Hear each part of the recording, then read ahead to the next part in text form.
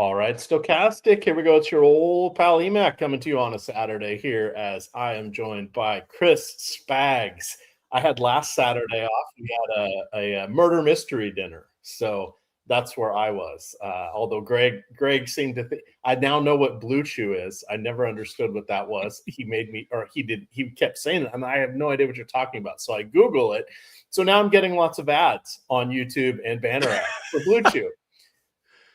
That's actually very funny. I'm glad that the joke has hopefully turned you on to a life-changing, I don't even know what it is, honestly. I know it's promoted across every podcast. Also, sorry, guys, I am trying to move my camera as we talk because if you watched yesterday's Live Before Lock, you saw my dog Kitty, my child Luca, my 4-year-old this week actually, crashed into the room, and Kitty literally crashed into the camera, and I can't get it back to the way it was because Emac, I don't know if you use a ring light or whatever, but it's like a little bit of skew and it just is like gravity takes hold of it and it just moves a little bit. So it just is not lining up and it's driving me insane on the 7 p.m. joyful slate or 7 p.m. start time for us, 8 p.m. slate.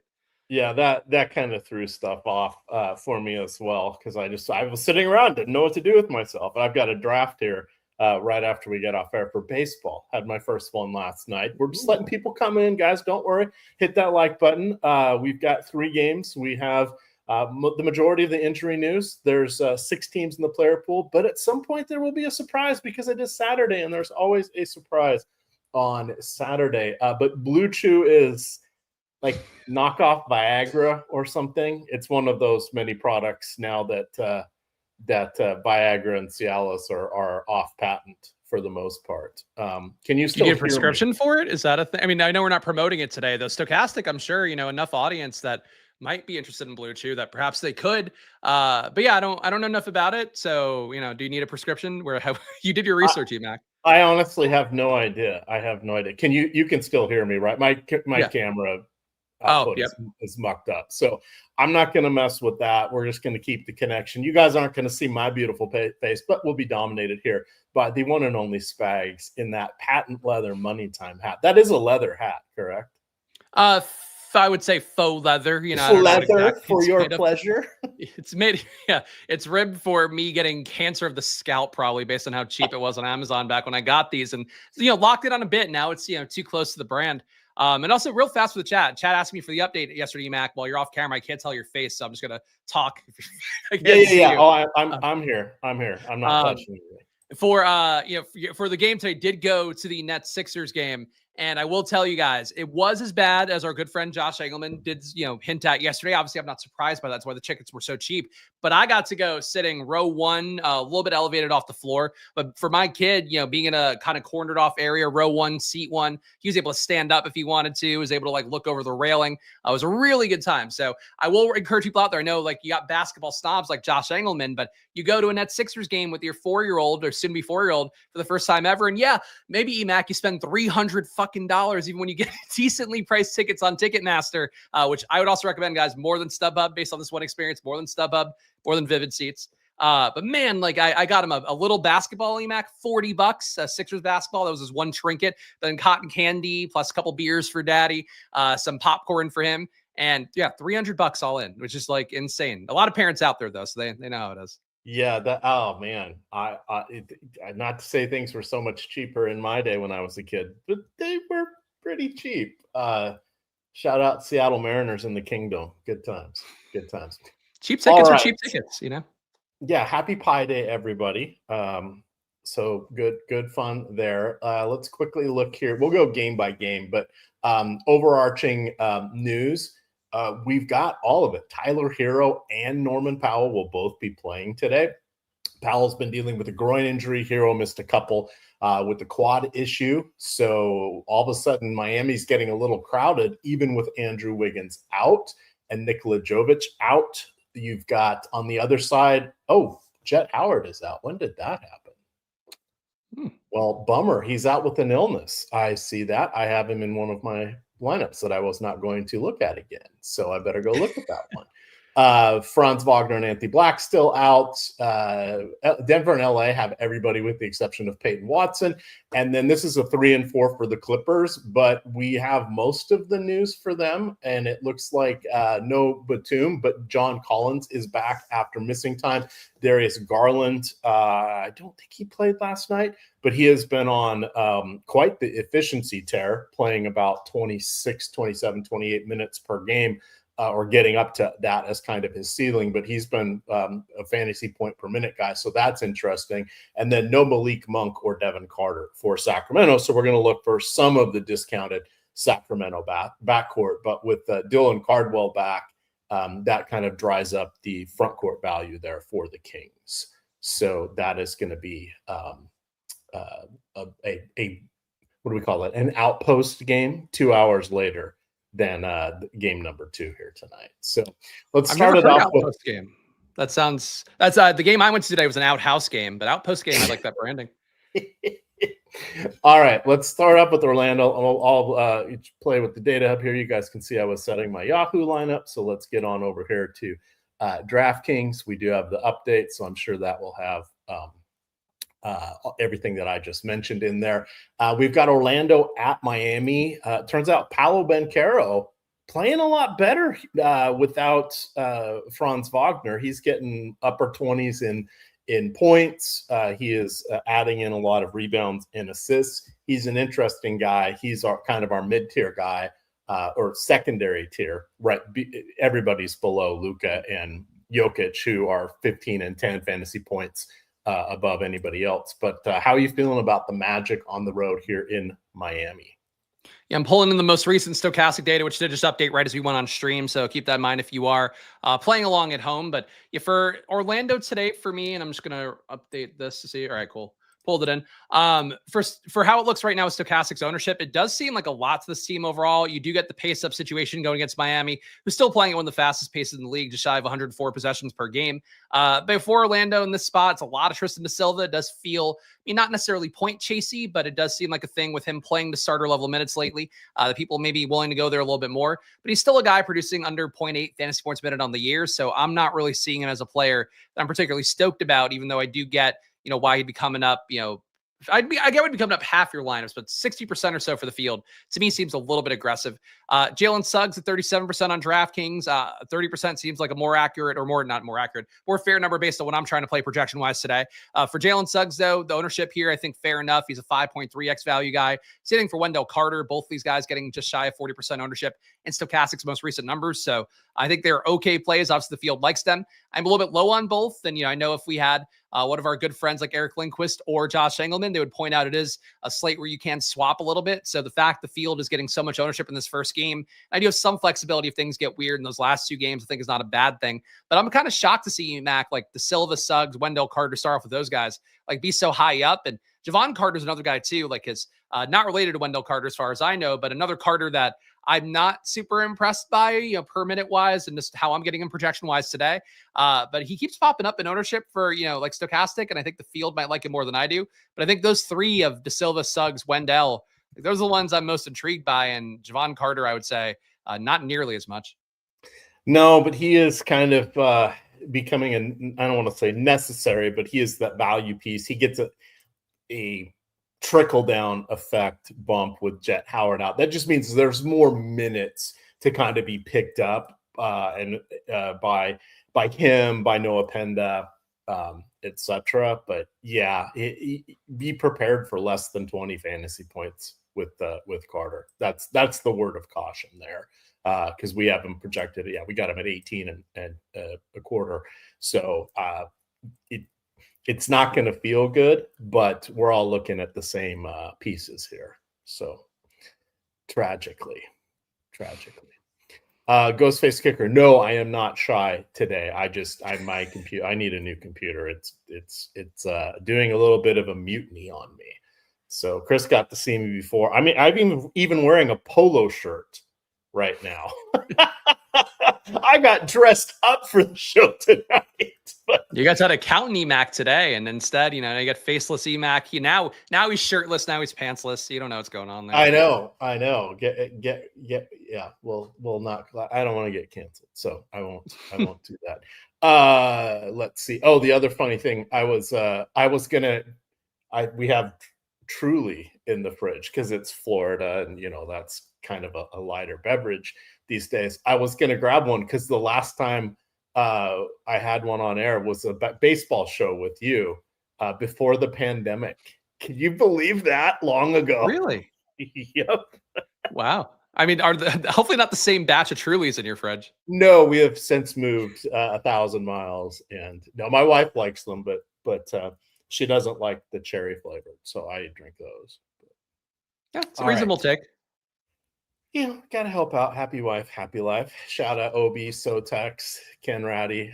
Thank you, Jason. Thank you all you guys for liking and retweeting my posts there for the content. We'll take a look at tails here in a minute. Anything else you want to hit on for Orlando, or are you ready to look at the South Beach? Desmond Bane's still playable to me. I mean, I am a little bit above the field on him, I suppose. So maybe I should have, made that case a little bit more earlier. For Desmond Bane, the biggest thing that stands out is when you do take Anthony Black off the court, take Franz Wagner off the court as well. Obviously, both guys unavailable. Franz seemingly in perpetuity with one of the most cursed years in a while. But for how it looks for these guys, really the biggest usage winner for having those two players unavailable, it was Desmond Bane. He puts up just shy of now 29% usage. But going back before the last couple of games, putting up just shy of 30% usage, which was dead even with Paolo Banchero. With those guys off the court. But now, Paolo has seen some usage back. That's just kind of who he is.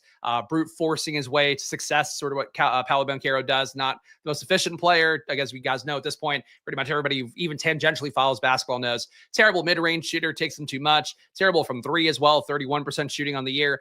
But he can put up 35% usage in the spot. So I've actually been boosting, as I mentioned on stream a couple days ago, doing my residency this week on Live Before Lock. Mentioned for Paolo Banchero, I've been boosted his rates lately because I do think you have to goose the rates a little bit for the fact that he can just purely chuck at a level that I don't think fully fits his projection based on how he's played this year. So for Paolo, go against Miami in a pace-up spot. Don't mind it, but I'm getting only 22% there as opposed to 29, almost 30% of Bane. So those guys definitely playable as well. But Orlando, I feel like the ownership to me, Mac, just a little bit high for your first team, first game on the slate. All right, let's share this tab. This is over here on Tails. You guys can follow me over there. All my content is going to be free. I will drop that link into the chat. But you can see here, I've got a bunch of posts up today breaking down tournament targets, core building blocks. We've got the props wager using the props tool. You guys missed out on 7 days of free props tool. That was yesterday's promo. Today's promo, use promo code NBA LBL to get 15% off any stochastic tails or odd shopper monthly or weekly package there. You can see I've got some wagers out here. I did the Pell Larson wager earlier this morning. I want to say Pell, and it's not Pella. But there's a little vowel. I believe it is Pella. I think in his native tongue it's Pella because I've been watching Heat games this week because we had the Bam Adebayo game, all that. They call him Pella, so I think it is supposed to be Pella, but I feel like it's Pell because I'm not on the level with him.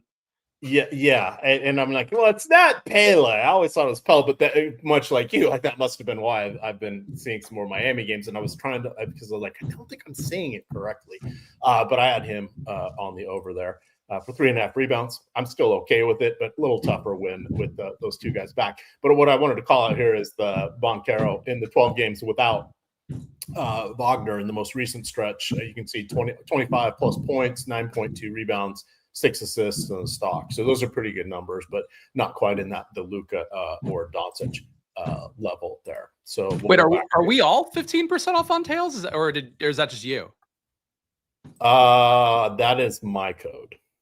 Oh, okay. I thought we were all 15. I was like, I didn't know I was just giving out a promo. You can check me out on Tails too. I will promote real fast, not related to NBA, though I do put out my own data through Tails. If you want to check it out, my splashplaypodcast.com site. If you prefer to buy it through Tails, you can at the same price that I offer. But basically, I did make Emac a best ball companion tool, which I've been slaving over this week because I wanted to have something for NFL to put out on stream and try to get out there. And it's so sick, Emac. It has like a sim in it. It has like all this stuff because I don't think it's one of the things I don't think Stochastic's going to build because it's not their focus. But yeah, like check out my stuff on sales as well if you want to get that. But yeah, Claude Emac, the way of the future. I don't want to be left behind on that. So shout out to all you guys working through and making the great stuff. We also have on Twitter the little preview. Josh Engelbot. It's called or Josh Engelman has the Engelbot. Be an early adopter, but he's going to start putting out automated tweets, and he's going to have tiers and a bunch of other stuff. But you guys can get in on the ground floor. He's got like half a dozen followers at this point. The Red. I wish I knew that. I wish I knew that before I did the show with him yesterday. He may not have been up yesterday. What's the @? Is it at Josh Engelbot? What is at Engelbot? At Engelbot? Okay. Yeah. I'm looking this up. I'm giving it a follow. Yeah. So as you guys know, he has been doing a ton of stuff helping the devs out with tools and ideas. But let's see, Oh, it's at Josh Engelbot. You were right the first time. I okay. I got it wrong. Okay. Yeah, JOSH, obviously ENGLE bot BOT for you guys out there that want to follow it. I'm follower number 10, it looks like, on this new handle from Josh. There we go. Innovating at all turns.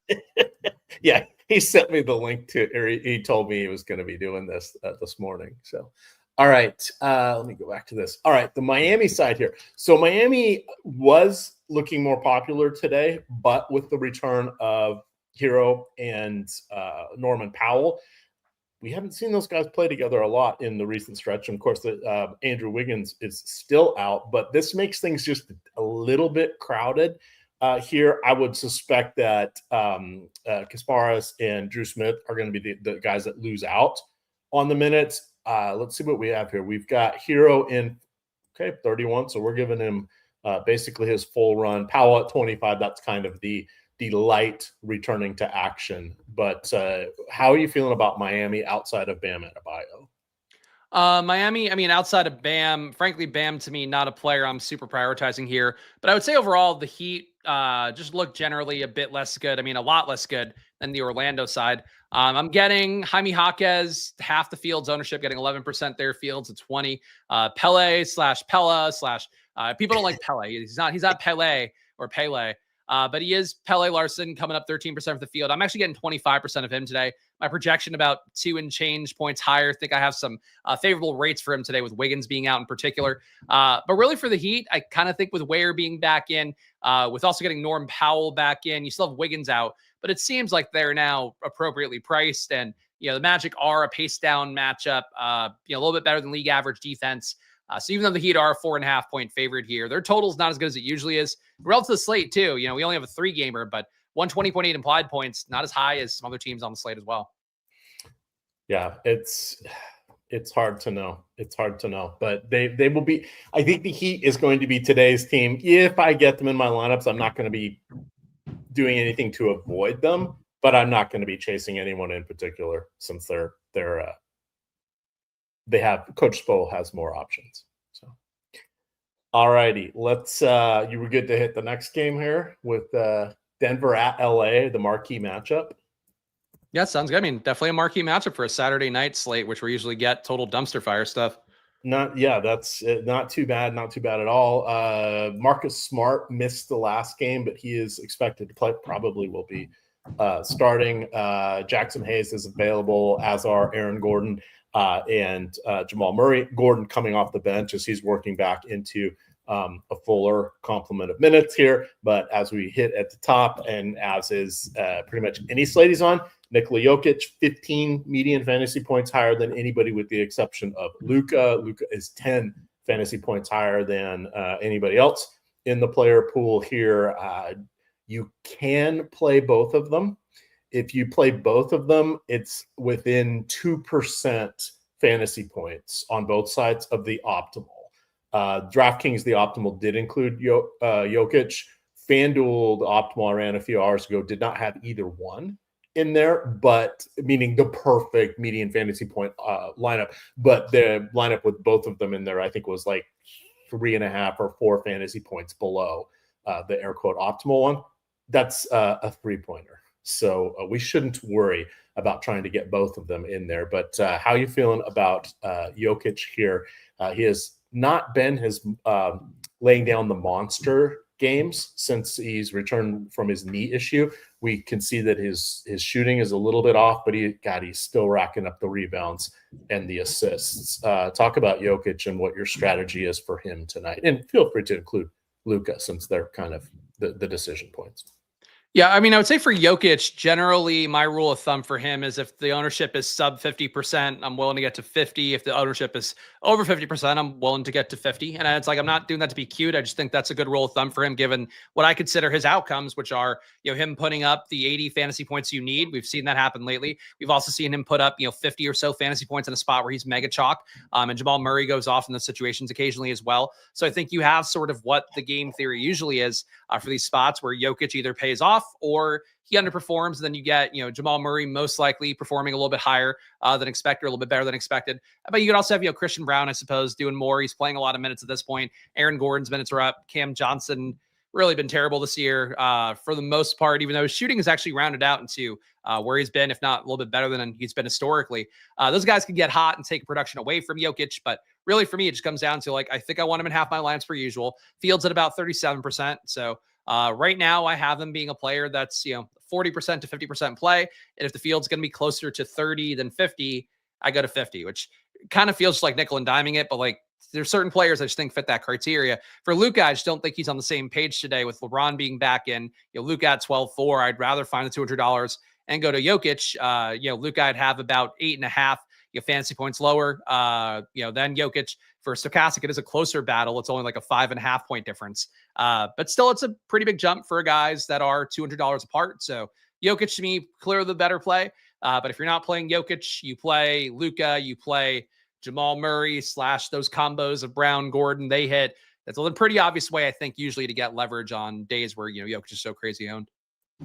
All right. Jaime Jaquez, questionable with the sore hip.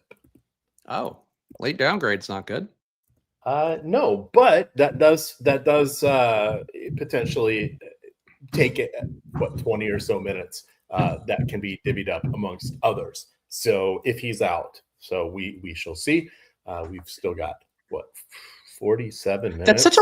That's a really late downgrade. It's obviously late naturally, but if you get downgraded this late, usually it's you got hurt at warmups or something just didn't come out right and you're done. The game's coming up and fairly soon.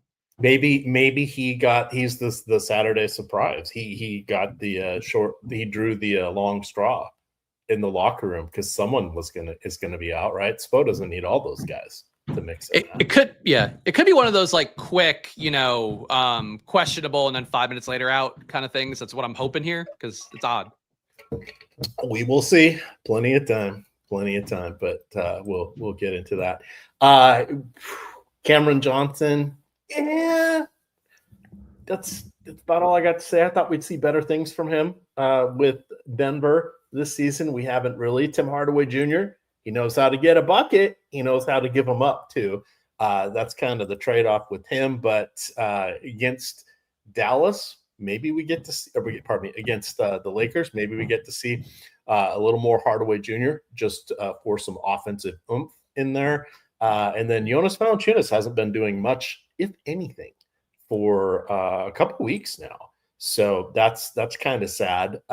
It's really kind of a two-man game here between Jokic and Murray. That's the only one I can give votes of confidence to. And everybody's going to say that. There's no great analysis there. Anything else from the Nuggets side here?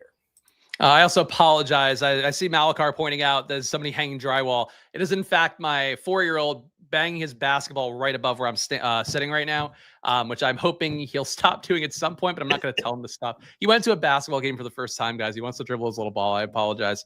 But yeah, that's expensive. It's going to wear out. Yeah, that's true. Yeah, I mean, look, I hope he wears it out. I hope he learns to keep dribbling more. He's growing at a really advanced rate. We're going to be in the 5-year-old AAU anytime now. But how it looks right now for Jokic being the main guy for Denver. I think Jamal Murray, an obvious number 2, getting 36% of him. Christian Brown, I don't find to be super compelling play. To me, a 4.6x value, but he's playing 33, 34 minutes. So the data right now getting 33 and a half. I think that's a pretty strong number to go to, even though he has not been great this year. Really, one of those players that got so paid, and now he's putting up 0.7 fantasy points a minute, which is like embarrassing. But he's been so bad that maybe at a certain point, you have to have some outlier days. You're kind of like your campaign types have had lately. We always try to point that out. But yeah, Brown to me, not super exciting, but the salary, the minutes, that works. And then Aaron Gordon, 9% owned by the field. I'm getting 14. I think not a really compelling play either. Failed for me as a nuke of the night the other night. He's not all the way back, it seems like, from his recovery from his, I think it's a hamstring most recently that reoccurred. But, he still has a ceiling at 6,500. And especially if Jokic were to fail, I think Brown, Murray, Aaron Gordon, those guys would be most likely to have a shot. All right, let's look at this screen. This is the Stochastic homepage here. Oh, look, we can get some Sims for free. And we've got the Stochastic Hall of Fame. Let's talk about the Hall of Fame here. 4 easy steps for you guys getting multiple levels of rewards here for finishing first, second, or third. No ties, no splits. First, second, or third in any DFS contest that has 5,000 or more entries. Entry fee does not matter. You can do this in the nickel. You can do it in the quarter, whatever. You can do it in the monster if you would like to. Well, the monster no longer is 5,000 people. Sorry, FanDuel. Maybe it is for football. But check that out. They put in for any NHL tournament of 3,000 or more entries. Guys, we have NHL Sims now. So lots of fun going on here at Stochastic. You guys get to see the results. Josh has been putting up the results on his shows, but here are the rules real quick, just so you guys can catch them. But you can go to the Stochastic homepage and get to those as well. All right, let's clear that out. Let's go back to life, back to reality. So was that pretty good? No, pretty bad? Okay. No comment, Spags. Come on. If you could only see my face. You could only see my face. I was muted that whole time because of the basketball thing. I was like, wow, you're singing like the other Eric. And I was just muted. So that's my bad.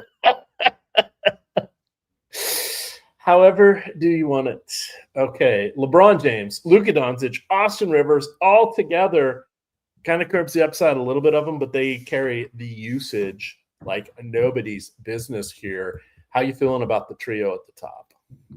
Yeah, I mean, not looking the best to me, especially in a spot where, Jokic, Murray look appreciably better. But LeBron at 25% play, I think to me, he's the biggest one I want to fade here. Getting 11%, I see him as a 4.4x value. He just really hasn't been old LeBron this year for the few of the games where you had Luka out, had Austin Reeves out. Yeah, LeBron's going to be better there because all the usage is flowing his way. And certainly at 8,200, facing Denver, a team that he has historically would be able to put up some random outlier games. I feel like one of his like 90 or whatever fantasy point games is against Denver.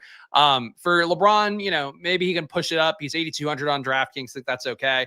But, accounting for who's available today, I'd have him closer in the matchup as well with Denver. I'd have him closer to like 1.15 fantasy points per minute as opposed to his usual 1.2. That's enough for me to not really be loving LeBron, at least as much as the field is. But Luka getting close to 20%, always a player I'm willing to get to, even though do you think Jokic is clearly the better play today? I imagine I'll be a little bit higher on Jokic relative to the field, but the field might end up playing 50% Jokic, and I'll just be holding hands with them then.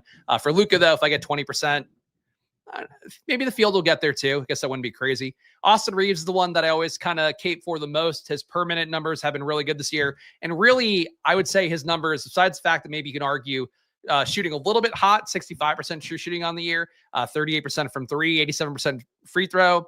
I think it holds with how he's been historically. But, he's just better than LeBron to me at this point. The usage is similar, 28% this year for LeBron, 27.4 for Austin Reeves. The assist rate at 33 for LeBron, 25% for Austin Reeves. LeBron a better rebounder by a little bit at 10.5% compared to 8% for Austin Reeves. But I think Reeves, to me, the ability to get hot, the ability to also, be a guy that can make contested shots. Like LeBron's not making open shots these days. Contested shots, I don't know. I'd rather have more Reeves than less LeBron, but that's my stand, Emac. Where are you with your fellow old guy? I completely agree with you. The good thing about LeBron is he should be a little bit refreshed after getting, his, what was it, ankle management, arthritic ankle, left ankle, whatever it was. But the boom is not there anymore. Hat tip to everything he's doing, and I can't believe he's still doing this as old as he is, but it's, you're looking at 50 fantasy points as his upside at this point. Probably 35 as a floor. Let's go look at our boom bust here and see. Yep, look at that. 31 as a floor. So it's still solid there. The price is coming down. We'll flip over to FanDuel here. I see we got a super chat on that. We'll cover FanDuel by itself, but it's kind of a fantasy point per dollar play for LeBron right now. I still want to go star scrubs. I prefer Luka and Jokic and Reeves actually above him and Ben Carroll. But and I would accept taking a cheaper guy. How do you feel about the likes of a Luke Kennard, Jake LaRavia, even a Marcus Smart, who probably played 25, 26 minutes versus some of the cheaper Orlando guys to get different? I definitely prefer the cheaper Orlando guys. Like, again, I could poop on Javon Carter. Really don't think he's a great play today, but he's still coming up for me more than any other Laker. I mean, really, to me, the Lakers, besides LeBron, Luka, and Reeves, I have nobody above 4% besides DeAndre, and he's only at 4.2x as a value. And as I mentioned on stream, is try to be mindful of, like, it's not the old days of DFS where you're just playing only guys that score 5 or projected for 5x value or more. But Ayton, like, the ceiling's not crazy high, the minutes are not crazy high. 5,500, there's probably a ceiling, but against Jokic, like, is that the spot I'm expecting it to hit? I don't think so.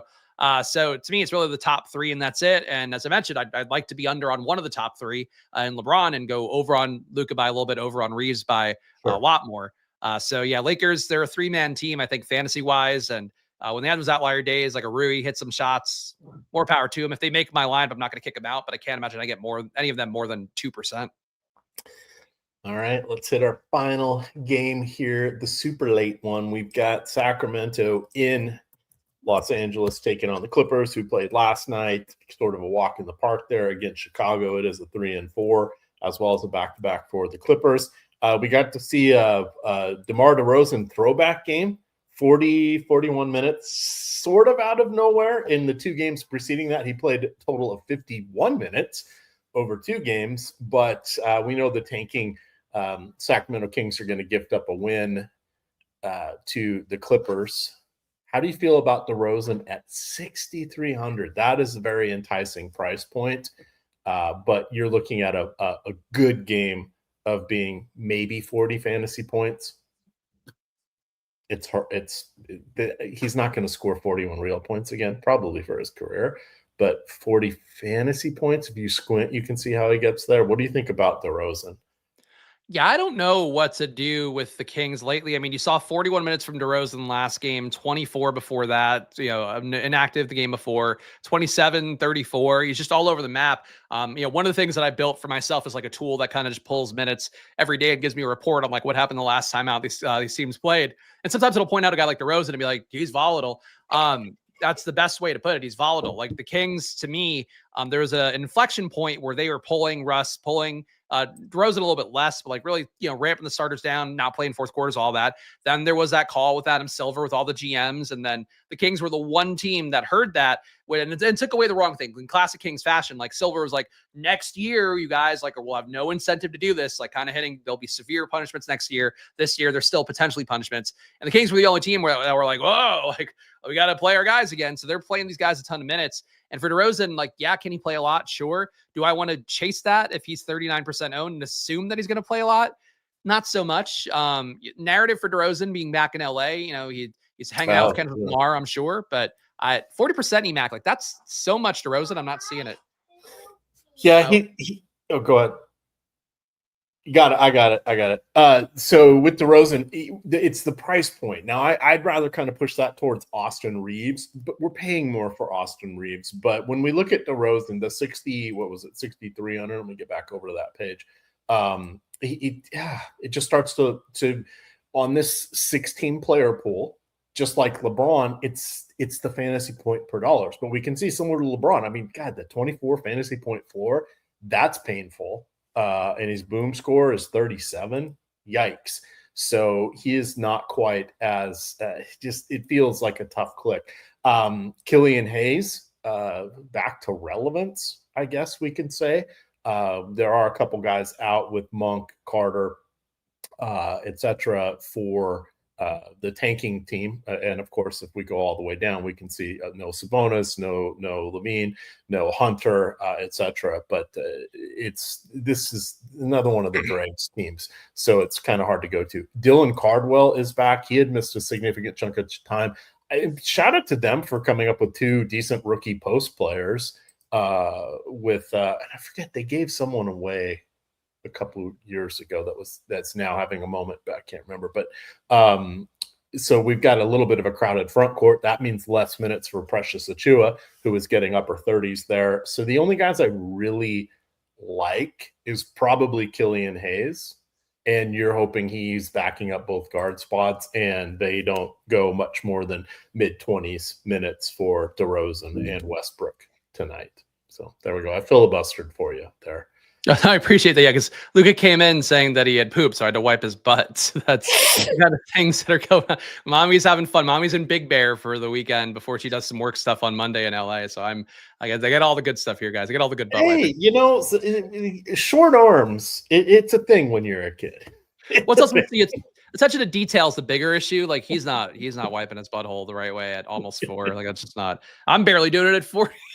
So, for the Kings, Kings to me not really the team I like overall. Like I'm low on DeRozan. It's really not great total for the Kings at 109.5 implied points. I just don't know how to read the minutes either. Like I just don't feel like there's a whole lot that I'm loving in terms of stuff here. Like Russell Westbrook's the only guy I see is over a 5x player, 7,400 too. You are paying a premium there. I'm getting 19% of Westbrook. I'm getting 17% of Plowden, Fields at 20. But I'm just low on all these guys, at least by a little bit. Besides, Westbrook, who has the upside. Maybe people chase DeRozan more. I guess the assumption is perhaps the field is going to chase DeRozan a little bit more. So I'm hoping that Westbrook maybe could be a counter lever against that if I'm going to justify my exposure. But Emac the Kings, I feel like one of those teams. Really nothing going for him, even when they're shorthanded. And guys like Nick Clifford, it's like, yeah, he's playing 40 minutes a game as well, but he's so bad. And he's shooting 49% true shooting. He's getting 40 minutes a game, still putting up 0.7 fantasy sports minutes. Like they got nobody that gives me any hope at all. Yeah, it's no bueno. Then we get to the Clippers here, and don't worry, get that FanDuel super chat there in just a sec. Kawhi Leonard, obviously the main driver. I don't think he's going to need to play more than 28, 29 minutes tonight. The Kings should be the sacrificial lamb. They have won 2 of their last 3 games, so they need to get back to their losing ways there. Garland is somewhat appealing. I think his efficiency can continue. Wrote that up on my Tails article, talking about some of the different players, but I think his efficiency can continue against a team like the Kings. John Collins is back after a long absence, but I don't think he's really going to. I think he's giving Brook Lopez more relief than anything else. We'll still see Isaiah Jackson as well. I think he gets mop-up minutes, but the guy I really, really, really like is Benedict Mathurin. So I'm probably going to put some more. I have got one bet up already with him on Tails. All my stuff on Tails is free, guys and ladies. But I'm probably going to put some more behind Mathurin here. He, I think, has the best path to sort of, hey, I'm going to bring the win home. If they're up by 15 in the fourth quarter, we see Kawhi, turning into a spectator. I think it's Mathurin that's going to be the guy out there. And I like that against the Kings. Yeah, I think that's a fair take to have about Mathurin. Shooting guard, small forward helps him out a little bit as well. But yeah, Jordan Miller's the Clipper I'm getting the most of right now. Obviously, the field seems to be as well at 39%. I would say for the Clippers, the one thing they have going for them is they do have the second highest total on the slate in this 6-gamer, 123 implied points for them. They are also a pretty big favorite here. Gets a Kings team that's one of the worst defenses in the league. Dead even with your Pelicans, your Wizards, all those guys that giving up 121 points per 100 possessions. But how it's looking right now for the Clippers, Jordan Miller, not my favorite player in the world. He shoots well at 62% true shooting, but putting up 0.82 fantasy points minute. Counting for the matchup today, I'd have him at closer to 1 fantasy point minute. feels a little rich, but at 3,600, he's one of the better values in the slate. Chris Dunn never excites me. I usually don't get him even close to the field, but today I'm getting 39% of him. The field's at 36. He's been terrible on the year at 0.7 fantasy points a minute, under 13% usage, just like an embarrassment in terms of, offensive stuff. Defensively, he obviously does add some value there, but we're not getting a lot of it. It's like he's getting enough steals to give him some outlier days. So Chris Dunn, so not a fun play to have, but because he's 4,200 point guard, shooting guard, he's coming up, and I get it. Derek Jones getting 42% of the field's at 23. Derek Jones, another guy I feel nothing for, but facing the Kings, maybe some easy shots at the rim is what you'd hope for in particular for him. Derek Jones coming up a lot here, and he's actually shot pretty well in the air at 63% true shooting. Isaiah Jackson at 3,300, pretty good value, playing basically whatever minutes that Brook Lopez is not playing.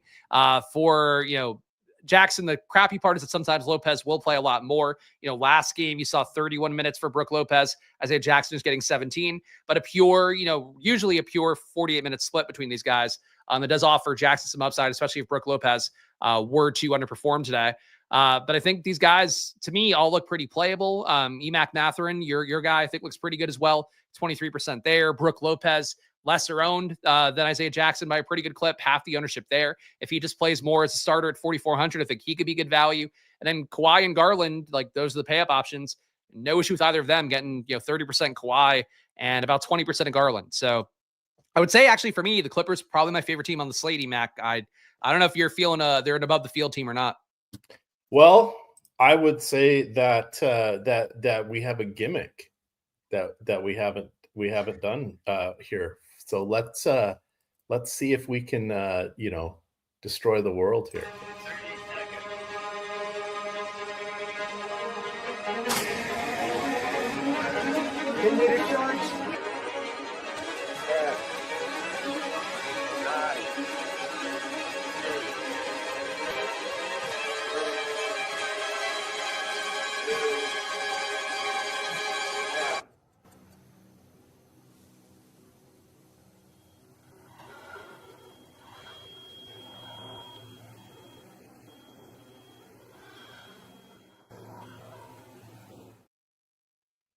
All right, my nuke of the night here is going to be Benedict Mathurin. I'm going to try to get him on 30% of my lineups. That's double the field. Give me more color than that. This is a nuke of the night, Emac. This is a flagship bit. You got to say what's the how and why. You got to sell the people. I mean, you can't just tell me you're give me the more than just the penetration, Emac. Give me a little foreplay on this. What? No, we're just getting down to business here. What do you got? Blue chews? Come on. Can't wait around. You might fall asleep and not wake up from all the blood flowing out of your brain. Yeah. So let's see here. Benedict Mathurin, I like because of what I said for his potential for mop-up duty as the guy with Kawhi on the bench and Garland still having his minutes cap. I think this is the most likely game to blow out. Or at least be comfortably in hand. And because it's a 3 and 4 and a back-to-back, I think they're going to be looking to sit some of their players. Ty Lue will be looking to sit. So I like to come in over that number. Interesting. Okay. I didn't intend to try to be getting any leverage against you or anything, but my nuke of the night's going to be a pay up option at 13% in that game. And I guess I'm hoping that the Stars play all the minutes because Kawhi Leonard's coming up a lot for me today. My sim rate for him is a lot higher than the field's ownership at 13% on DraftKings. Practically, I think I could get to more. Things really in that last update for Stochastic did move. It might be the Vegas total, looking pretty good for the Clippers as well, like we talked about, but I'll go Kawhi here. I think it's usually nuke of the night feels like it should be cheaper, but he's not that owned. And I think there's a direct lever there against Jokic. Like Jokic is going to be, to me, I think he ends up in 40 to 50% potentially. All right, we're going to do a quick turn through the FanDuel positions here. I've got that up on the screen. I have it sorted by ownership, which you can see is mostly mirroring our optimal rate, but you can see that Jalen Suggs really coming in 15% positive leverage. That's kind of crazy. So I think I would go with Suggs if you are not going with Luka Doncic. A shooting guard, I'd make a stand and go under DeRozan. I'm going to make sure I have him on no more than 45% of my lineups, probably 40%. So that's my call out there. Do you have any things you want to add for the guard positions on FanDuel here? They're looking for best plays. Yeah, for FanDuel wise, point guard for me, I would actually prefer Jamal Murray there. I am rerunning stuff, but I don't know if he's going to move around too much. Think that the ownership there seems pretty high at 45%, but to me, it seems like a 50% plus play, and he is my highest simming point guard. Shooting guard for me would be DeRozan, 6K on there. Do you think that makes him look more appealing? DraftKings, I guess not the biggest gap in the world there, but the chalk is so much on DeRozan that he does seem to naturally come up a little bit more. If you're trying to get lower owned, Pelle Larson at shooting guard, I think it'd be okay. Small forward, I'll also go Pelle Larson there. Power forward for me, Aaron Gordon, I think would be my top guy. I know he's failed for me on stream this week as a nuke of the night, but he'd be my guy, or Kawhi if you have the money. And center Emac on FanDuel seems like Dylan Cardwell, which I wasn't mostly prepared for him to be back in, let alone to have him be mega chalk on either side today. Yeah, I'm with Jokic just sitting there at 23%. I'm gonna goose Jokic. I mean, to be fair, it's not like the biggest weakness for the Clippers is their front court, in particular the center position. I mean, going from Zubac to Isaiah Jackson, the aging in front of us, Brook Lopez masquerading, John Collins, etc. Those are good matchups, but I don't think we see more than 27, 28 minutes soft cap on Dylan Cardwell since he missed so much time. I want to be under on that. This whole slate is about leverage because of the limited options. It's kind of fun puzzle. Yeah, right. I agree. Let me get back. I saw we had another super chat in there. Malcolm, no, I'm not doing a contest tonight on FanDuel. Where super chat? Mr. Big Time Emac, cameras off, no contest for the people. Well, the last couple haven't filled, so now I gotta keep dropping the link in chat and all that, but we will probably start doing them for baseball, but you got to play on the blue side, guys. Got to play on the blue side. Favorite low salary plays? I guess we hit low and high there on FanDuel. Tristan Da Silva's a name we didn't say, but that's a salary saver over there for sure. Favorite play by each position on DK, single entry is the lens we're looking through here. I'm going to have the same approach. I want Doncic and Jokic. I'm going to and Mathurin is how I'm going to build around this. But I'll let you give some specifics on that. Yeah, I'm updating stuff one more time to see if Jordan Miller still is going to be a guy that matters as much as it looks like. Yeah, Jordan Miller, he's going to be really highly owned at 39%. So I would still go there. I know people concerned about him not starting in the chat. But getting 21 minutes in the data, not really great values in the slate. He's 3,600. He's a guy that looks, I'm not going to say good, but at 39% owned by the field, I'm getting 55. I think Jordan Miller is the guy I'd put in a point guard. Shooting guard for me, is it just all Clippers? Chris Dunn's coming up a lot. I really do hate Chris Dunn.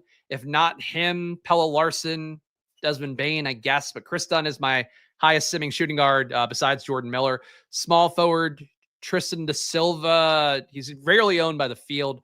But I think you probably want to do that if you are doing single entry. Fields at 57. I think he's a 50% play.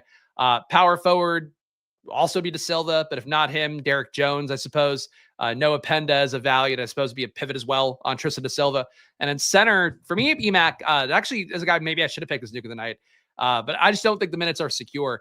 Isaiah Jackson, just coming up a lot for me as well. He's 3,300, allows you to afford some of the pay-up options. So I think he'd be my center, if you're not going Jokic, obviously. All right, I'm going to kick off a sim here so I can get my lineups in. We got news that Jaime Jaquez is available tonight. We also got the starting lineups for the first game. What was the big news? Norman Powell is coming off the bench. That should not be a surprise. We have him for 25 minutes. They're going to ease him back in as Miami doing Miami things. The Heat culture is strong, and they are going to look to make some noise in the playoffs. It's just crazy that they just keep doing that every single year, Chris. Just wild. Yeah, Shout I out mean, to I don't know that I love the Heat culture stuff. I'm not like a Heat fan or anything, but it's weird that they're kind of tearing each other apart on it. Like Dwayne Wade, I guess, had some not flattering remarks, and then Bam chipped at him a little after scoring his big game, saying like, "Oh, the excitement's back" or whatever, because Dwayne Wade did something that's not people aren't excited by them. I think was what the vague gist was. A lot of subtweeting for the Heat culture, which feels like that's not Heat culture. that's not very Heat culture like. Our the cracks are showing. The cracks are showing there. Sorry, Mr. Pat Riley. You are at the end of the run here. Oh, he should be. Spo, I think, is fine. Like Spo is, I think, a good coach. Spo is fine. I just think I mean, I grew up on the Magic Johnson, Larry Bird days. So Pat Riley was like, he was the Gordon Gekko of his era with the slick back hair. Oh yeah, I agree. He really the slick back hair, the kind of veneer of coke, even if he wasn't doing coke. Like he really was one of those guys that I think summed it up well when I was also very little. Everybody was in those days. It's true. It was a style at the time.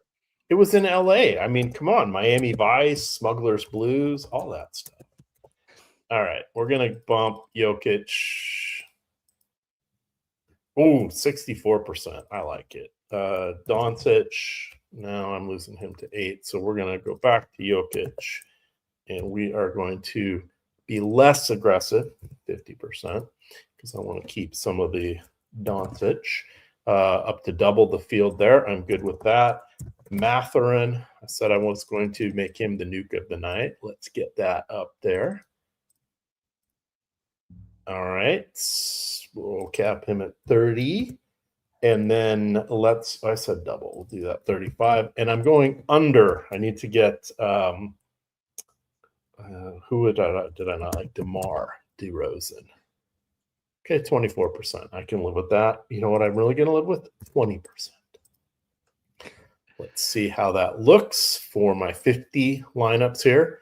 On DK, managed to keep everything in positive ROI. I'm going to download those. And then we'll do a FanDuel run here. And then we will be on our merry way. Did we make fun of Lindquist enough yet? I mean, is it ever enough? I mean, for me right now, all I'm doing, it's nice to see Emacs processor for you guys using the stochastic tools. On my end, I'm just setting exposure caps for a bunch of dudes that are coming up a lot for me and I don't really want to play. So that's sort of the slate as I'm viewing it right now. I was like, no, I don't want this much Isaiah Jackson. No, I don't want this much Jordan Miller. It's really all Clippers. No, I don't want this much Derek Jones. No, I don't want this much Chris Dunn. Even Kawhi, I was getting too much of. So yeah, I'm knocking everybody down a little bit. I'll still be above the field in all the Clippers, but I just can't avoid Clippers. And I don't think that's the way I want to play it. No. Oh, and I realized I entered the dime pocket max, so I need 150 lineups for that one. I finished second, tied with another stochastic user in I think it was the dollar contest last night. Did Greg win the big tournament yesterday? I feel like I saw. I actually should have texted Greg because I think unless it got stat corrected, I believe he finished tied in the $8 50K up top. Oh, really? I did not know that. Yeah, I should have actually mentioned that earlier. I totally blanked about it because I saw it last night and was like, what? And I just, I'm so fucking sleep deprived this week between doing a lot of work stuff at night and, dealing with Luca. But yeah, like I'm pretty sure Greg tied either a 2-way or 3-way tie. All right. Well, good for him. He had the whole week off. He was making you do all the work. So he wasn't off. He was doing back office stochastic things. So he's around so much genius this week in Chicago that that rubbed off on him. Maybe literally, hopefully not for the sake of HR. Yeah, he was. For those of you guys, he was up. We do have a headquarters in Chicago, so we have some office space up there. I don't think there's a dozen cube area and a conference room and some stuff. So let's see. Did you ever go up there? I went up there once, right after the pandemic, or in the midst of it. And Tom got COVID when we were up there. He tested positive. So it was our legal counsel, general counsel Rachel. She kind of oversaw the idiots and made sure we made it to not die. So. Well, that's good. Yeah, no, because I didn't go to that one Chicago trip because that was after I was full time. But yeah, I sure it's a lovely time. Chicago people, like they try to sell as like the a more affordable New York. And this is a time of year for Chicago to really excel when it's not, you know, negative zillion degrees and all that. But yeah, shout out. Yeah, Chicago. we went on the Sunday. We got there like Saturday maybe, the right before the All-Star break. So we went into Wrigley Field and watched the Cubs game. And then Josh threw up on the streets, I believe. I heard through the grapevine. Yes. I can't remember if that was on the way to the game. He and Lofty stayed out till like 4 a.m. or something ungodly like that. Josh, I gotta respect it. It's not it's not the most professional thing in the world, but you know, that's what you're paying for when you're stochastic. That's the Josh Engelman and Lofty experience. The Lofty didn't throw up. Yeah, I know, all over the street from. I didn't hear that part. Yeah, got to hang out with Jordan Klein and walk around the streets of Chicago smoking joints. That sounds funny when I say it, doesn't it? But I wasn't the one smoking. Sure, you were an Emac. You were like, "Hey guys, let's spark some doobs," is what you were saying in classic vernacular. Yeah, that would definitely be right up my alley there. All right, let's make sure we get a bunch of Jokic here. As I've got 4 minutes. 53% seems like a lot. We'll knock that down to 50. Let's get Doncic in the mix as well. Oh my God. I am just getting Brooke Lopez and Isaiah Jackson and everything. I hate it. I'm doing it. It is what it is. Going against Sacramento, but oof. Dude, can I motherfuck somebody here at the end? Dan, is this a DFS show? It's quite literally a DFS show in as much as we're talking less because we're trying to get our fucking lineups here in the last minute on an 8 p.m. slate on Saturday, Dan. It is. And we covered all three games, all 6 teams. There's not much else to say. But I will say this. Let me know your Cash App, and I will refund you for this free show. Dan is not the man in my. That's my middle name. What? Christopher Daniel Spagnola. Yeah, now somebody's gonna hack all my stuff. Yeah, that's my middle name. If you guys need his social security, his birthday, I've got all that since I have access to payroll. I will hook you up. Oh my God. I'm sad. I can't see your face if you think I'm serious. What about that there was a late update? What about it? Fucking use the data. Nothing changed. They probably wanted to tweak a minute somewhere in there. It happens. You don't need to address everything. What is this? What is it? It's been a long week of my live before lock residency, Mac. I'm done. I'm here usually on Friday and Saturday with you. I had to do every day. And guys like Dan make me not want to ever show up again. All right. Well, we know we're going to see you later this week. You will. I have no choice. I need the money, Dan, yes, you are allowed to bitch once in a while. But see, we're facetiously chasing you, but we're a little crabby right now. It's like it's a late one too. Like I've been getting fucked this week filling in for Greg. It was 2 7:30 slates this week and an 8. And I'm on dad, dude. You saw my kid walk in needing his ass wiped. I don't need this from Dan. Oh, good times. Good time. What is it? Hi, this is Tom Kennedy. Please grant me stream access to play some videos. Yeah. We'll get that right up there. Let's see. Oh, come on now, Christopher. You can't get mad at your fellow Chris. We're just having some fun. If you guys could see me, I got my usual goofy grin and I'm laughing. But sadly, my computer is hating me today. And we're almost at lock. So we survived, Chris. And for those of you that I don't like lighting $500 on fire when I'm on these shows. So the EV is definitely down. But it's a labor of love. Looking forward to baseball. I got my my second baseball draft is coming up here in a minute, but we've got some advances, some updates on our tools. I believe you're also may not be ready week 1 because we need some practice data with it, but I believe a little bird has mentioned there will probably be MLB props, which if you guys are not aware, I'll put that up on the screen. You guys can here's my gift to you guys. Look at the props here. We'll even go to a game that hasn't started yet. Sacramento Clippers. You can tweak the players' minutes. If you don't think Chua's going to play 26 minutes because he's there's Cardwell and some more people are healthy, we can change that. we can then go into click our bets here and see. Oops, I didn't hit the right button. Top bets. There you go. His numbers have changed. Now it's not changed. It just keeps the original projection. But what it does is it changes the model and the win expected value. There you can see it. This is similar to OddsShopper. It's got all of the stochastic or all of the features here of the different sports books. You can customize this. Right now I've got it as 75-25 using the stochastic projections. But if you wanted to go, 100% on the projections, you can see that's when you start to get a lot more of the overs appear here. So if you're someone who likes to root for overs, that is one way to see what is better. I like to keep it on that 75-25 mix, just because I don't want to get too carried away, because the books are still important. So this brings in a 25% weighting of the sharp sports books here. I'm in Florida, so I only get certain books, but I can easily, if I only want to see, hey, what's out there on Novik, because I can bet on that, and Polymarket and ProfitX and Rebet, Sleeper and Underdog, Pick'em sites. It'll then show me what is a good wager on those sites. So that is the props tool. We've got that for hockey as well, and baseball will be coming up. But for now, Chris, we are done. We are out of here. 2 minutes over. Be sure to add that to your time card. I will take care of that. Yo, what the fuck are you doing, Emac? We could have done this read at 7:58. But we were getting yelled at for yelling at people. They don't need another ad. Use the props tool. It's really good. Hey, this is now my time. We're on my time. So Emac's doing live after lot, guys. I'm leaving. I'm gonna go parent. I gotta put my kid to bed.